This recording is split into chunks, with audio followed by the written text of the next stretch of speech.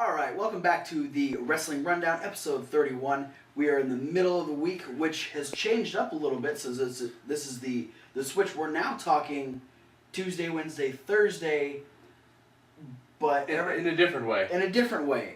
Tuesday's still main event, Wednesday's still Lucha Underground, but now NXT, and then Thursday's still Superstars. Yeah, but we're going to go in the usual order we do. Yeah. Which we're going to start with main event, where we opened up with a tag team match. It was Dust to Dust taking on Los Matadors.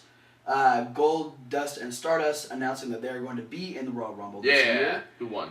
The Matadors ended up winning the match. Oh, this is Torito got his tail pulled off, right?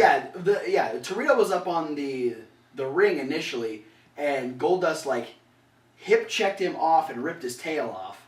Oh. This caused him to That's get... PETA.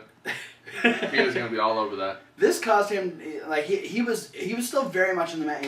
He's clapping along. He's up on the apron a lot, and Goldust was fighting with Diego, and Torito's up there jumping around and clapping, and Goldust decides, oh, I'm gonna grab the little bull, and brings Torito into the ring, and tries to lift him up for a powerbomb or something. Ends up getting hurricanranaed. Disqualification. Referee didn't see it because he was too busy watching. I believe Fernando dove on the Stardust when this happened. But this distracted Goldust. He stood up all dazed and got rolled up by Diego, and the Matadors ended up getting the win. Okay. So, yeah, I don't understand how they keep getting away with not getting disqualified, but they're maybe he's just not big enough to cause a disqualification. Whatever. Maybe that's the thing. Then we get an update that in next week's time slot for what is usually a main event, we're getting Santino's Royal Rumble Lottery Spectacular, where I'm guessing from what I gathered is that people are going to be coming in and picking their numbers for the Royal Rumble. Sounds good to me. This is an element that I've missed the last few years. I think we were actually mentioning this about a week or two ago. And I guess the reason for this, you and I were talking about it, is that due to an issue with Sky Sports, WWE is indefinitely pulling main event until legal issues are situated, because they have the TV deal with main event still over there, but people can go to the network, so they're losing viewership on Sky Sports. So we probably won't be covering main event for a while, depending on how long it takes for... Yeah, it's going to be pulled indefinitely, and they're saying that probably at least a month and a half. Yeah. If not longer. So, no main event for a while on the midweek wrap-up. But then we followed that up with the Ascension coming out, doing their usual promo bit, and then beating Jobbers again. Yes, this one, it was Ponytail Guy. And Black Guy that stood on the apron until Connor knocked him off. Yeah, and then it's usually one guy and then partner who falls. Yeah. The only real difference here is that the Ascension said that, people are upset that we keep talking about, we're disrespecting the greatest tag teams of the past. Like the Road Warriors. Well, there are no great tag teams of the past, just one good tag team of the future. The Ascension. Yay. Then we had Rusev taking on Justin Gabriel. I don't know who Justin Gabriel pissed off. Yeah, Justin Gabriel's no longer a heel. I thought it was going to be super squashy. Gabriel ended up getting some offense, but Rusev ended up kicking him in the face and accolading him. Yes, and then attempted to kick him in the face again after. Well, he did kick him in the face again. And fell. And then he got up and celebrated and he fell again. Yeah, he slipped on the kick and slipped on the celebratory jump. Yeah. Rusev's feet were slippery. It's that tape. It was the baby oil, but he's got to realize he can't baby oil his feet. He wants his feet to be just as shiny as the rest of his body. Yeah. Well, they're up in the air enough. He wants people to see him and go, "Ooh, look, shiny feet." Shiny feet. But no, it's gonna backfire. He's gonna slip and fall. Like it did in this particular situation. So stop doing that. Yeah, the main event time. Yes, main event time. Woo! We had a 6-man tag match. Fantastic. Where the New Day took on the Masters and Adam Rose. We've been wanting this match for the last 2 weeks. Yes. This match was fantastic. Great action on both sides. Lots of really good tag in and tag out stuff. The New Day is actually really using their numbers to their advantage, which is really cool. Adam Rose is really getting into the heel aspect. He's working with Tyson and Cesaro really well. Cesaro and Tyson are just still meshing awesomely. Continuing their chemistry to an unbelievable level for being a throw-together team.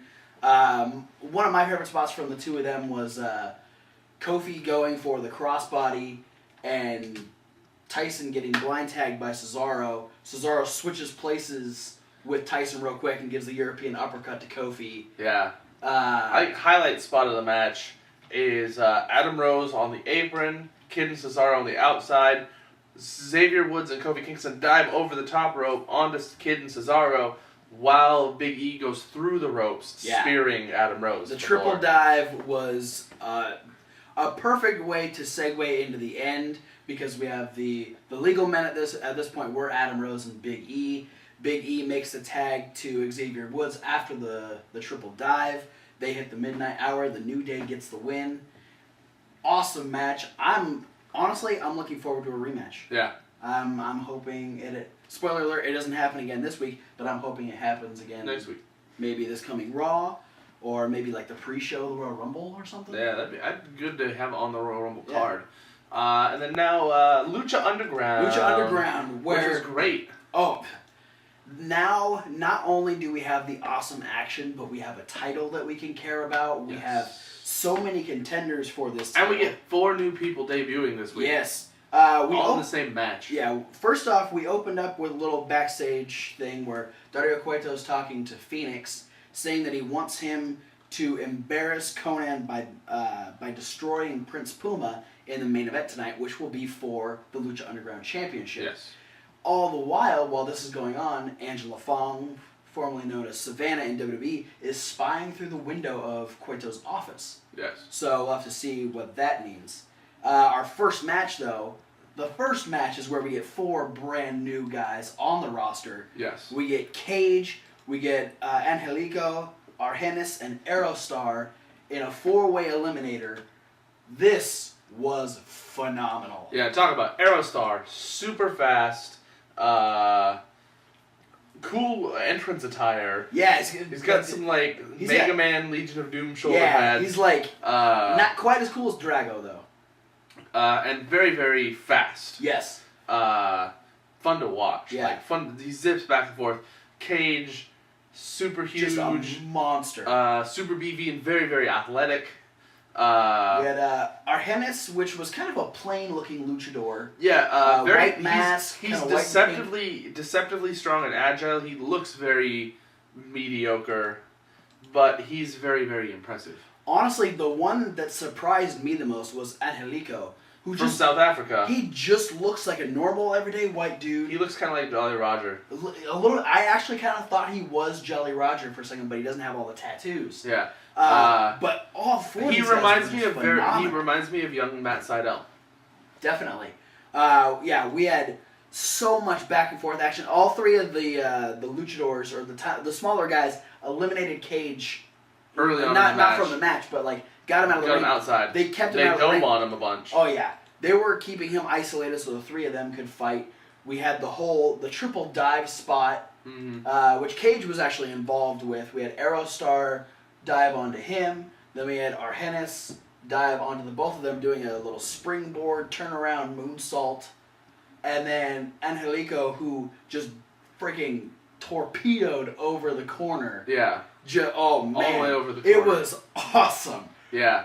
And much to the chagrin and attempts of keeping Cage out of the match, all 3 of the smaller opponents ended up being eliminated in quick fashion by Cage with his powerbomb and discus lariat.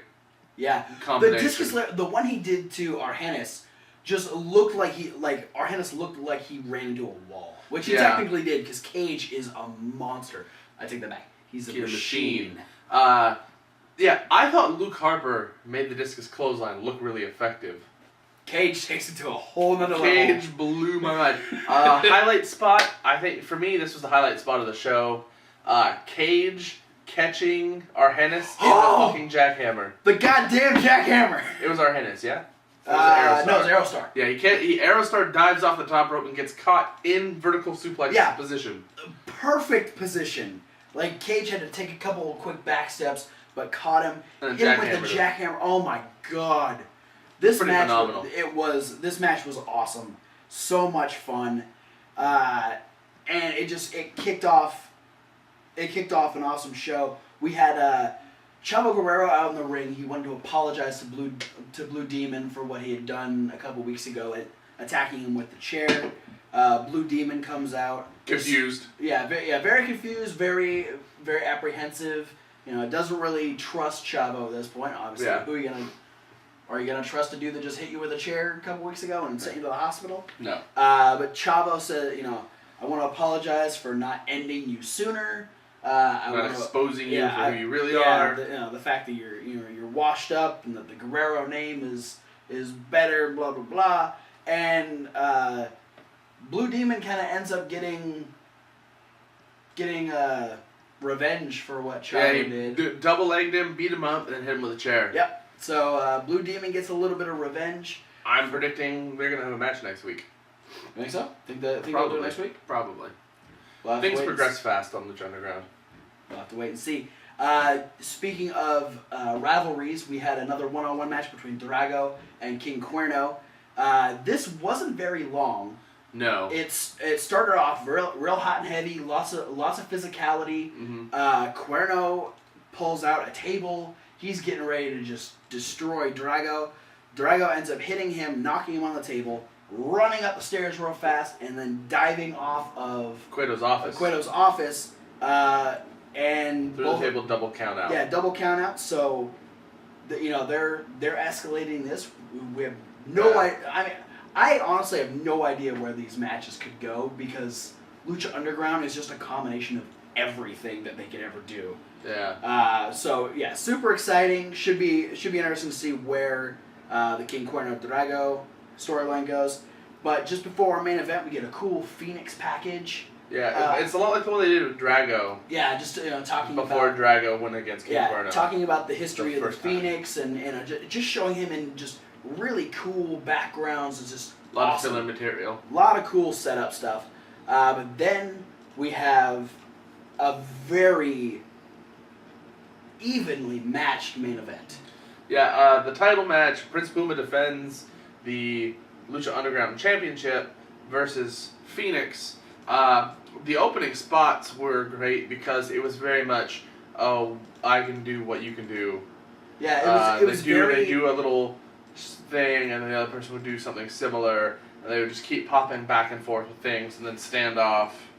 And most of the match was this way. It was very much like, these two know each other really well. Yeah. Because they were part of the 10-man. They were the last two in the 10-man elimination. And they were, they wrestled a little bit while in Aztec Warfare. And so it was very much, I know your moves so well that I can counter lots of great, cartwheel counters and just a lot of great stuff. I was so enthralled in this match, I started doing my own commentary. Yeah, and it was hard not to because it was such good chemistry and such good in-ring work that you're just like, you're calling all these spots. Phoenix ends up getting one-upped by Puma. Puma hitting the 630 after it was kind of a battle for top rope move. Yeah. It was Puma went for the Phoenix Splash and missed, and then Phoenix went up for the 450 and missed. And then Puma went up, hit the 630, and retained the Lucha Underground Championship. So another awesome episode of Lucha Underground. So good. So let's switch back. We'll go back to WWE. Superstars. We opened up with a match. I don't remember. Thought I knew. Don't even look. Don't even look. Okay. Put your phone down. All right. We're gonna glaze over this one. Simply because it was... Oh, that's right. That's why I forgot it. Cameron versus Summer Rae. Summer Rae wins. With a spin kick. Spin kick. And spin kicks and shit. But then they made up for it by having a 6-man main event. Another 6-man tag. The Matadors and Justin Gabriel taking on Goldust Stardust in a funky Elvis costume and Fandango. Yeah.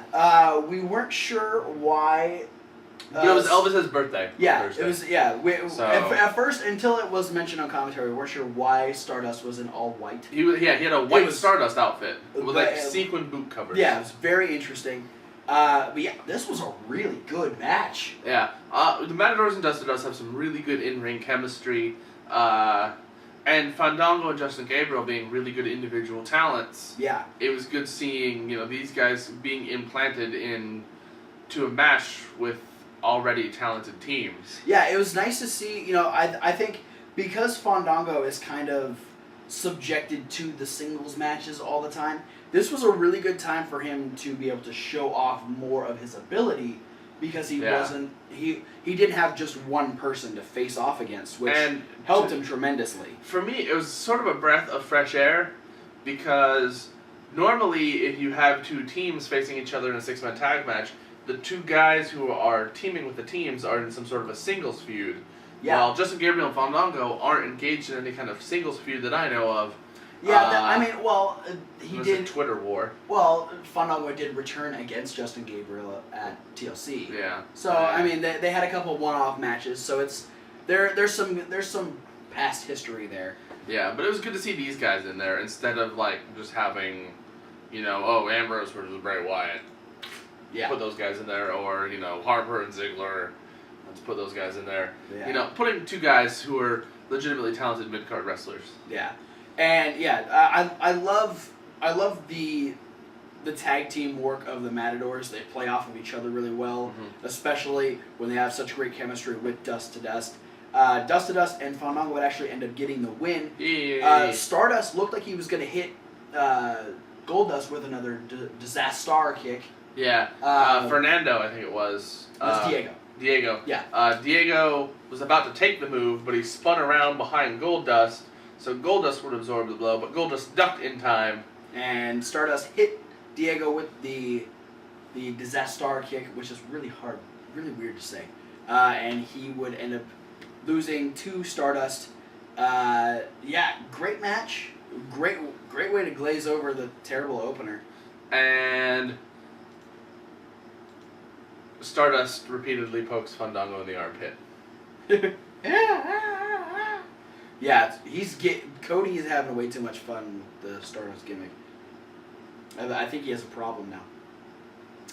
But let's move on to the other half of the awesome Wednesday show. Probably our favorite show of the week. The Lucha Underground. Most weeks. Lucha Underground's getting there. But we did have an awesome episode of NXT that opened up with Finn Balor taking on Tyson Kidd. Good way to draw attention immediately. Yes. Immediately. Starts with an I. Not an A. It's not I immediately. Or E. Immediately. Immediately. Lots of great back and forth action between these two. You could see that Finn Balor was still beaten up from his previous match. He had chop marks across his chest, and he looked a little worn out. Yeah, it's something that can happen in a show like NXT or Lucha Underground, where multiple shows are taped in one sitting. Yeah. You get a lot of residual scratch marks, bruises, chop marks, and occasionally something will happen in a match where, say, person A falls off the ring wrong and tweaks his foot a little bit, and you'll notice he's still limping 2 weeks later. But it's because that was recorded the same. That 2 weeks later match was recorded an hour and a half later. Which is why Kevin Owens' nose hasn't healed yet. Yes.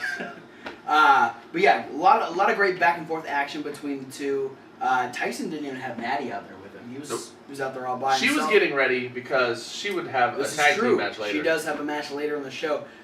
Finn Balor ends up getting the win after multiple attempts at hitting the double stomp. Finally hits it on Kidd and gets the win. I want a rematch. Yeah. These are two guys that I'm super excited about right now. Uh-huh. And I could watch these guys have multiple matches and probably not get sick of it. Yeah. And then we get a little teaser that tonight we get Bull Dempsey versus Baron Corbin. Yeah, Bull Dempsey telling Devin. These guys are about to... Devin asks, how do you feel about, butt heads. You're finally getting your match with Baron Corbin tonight, and he says, this I don't know what time. This isn't going to be a match. This is simply me going out there beating Baron Corbin. I'm gonna leave him laying flat, and he's going to be looking up the lights, and the last thing he's going to hear is Bull, Bull, Bull. He also made sure to mention that Baron Corbin isn't the only undefeated person on the NXT roster. This is true. Bull Dempsey is also undefeated. So in singles competition. Somebody is going to lose a singles match for the first time in their NXT career. Yeah. At this show. And that match would be next. Very hard hitting. Immediately, right out of the gate, they were just blow for blow, just trying to beat the hell out of each other. Yeah, it was really good to see Baron Corbin working for the first time. Yeah, for this being his first as entertaining match, as his squash matches have been, and I am definitely one of the least fans of squash matches. Is that how you said, least fans? I'm not a very appreciative person of squash matches.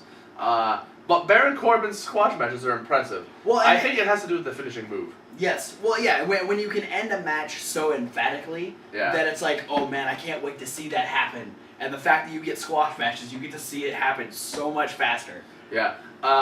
So I was like, well, I'm curious how Corbin's going to handle a match where it's not going to be 30 seconds long. Yeah, exactly. They only went about like 4 minutes. Yeah, it was still super short for a regular match. Yeah, Dempsey took control after they got done brawling. Dempsey took control, went to finish him off with a flying headbutt, missed, and Corbin was able to capitalize with the Fall of Man. No, the End of Days. Fall of Man. That's the Ascension. Yeah. And the Blank of Blank. The Blank of Blank. There's too many Blank of Blank moves now. That's gonna be his new move. Is the Blank of Blank. Yeah. Yeah, it was it was nice to see. Baron Corbin is definitely on his way. Does the Fall of Feet. Yes. Distracted me. Yeah, Tommy does the style of kick. That's all he does. Yeah. Style of kick. I'm excited to see more from Baron Corbin. Tyson Kidd is the I'm glad that he's able to work a full match, looks really good, and he's still able to beat someone who's not half his size. Yeah. So that was good. Then we had our women's tag team match. Yes.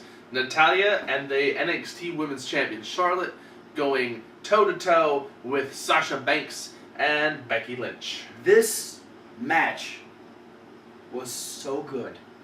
It was fantastic. They matched each other move for move at the beginning. Becky and Natalya. Their little chain wrestling spot at the beginning of the match was just absolutely fantastic. The one thing that you had to rewind and show me, when Becky goes for the headlock takeover, and she drop kicks Natty's foot out from under her to take her over. I was just so cool. There's a reason why I speak so highly of Becky Lynch. I believe it. Just a ton of great action going into this match. Sasha ends up getting the win with a straightjacket neckbreaker. On Charlotte. Yeah, on Charlotte.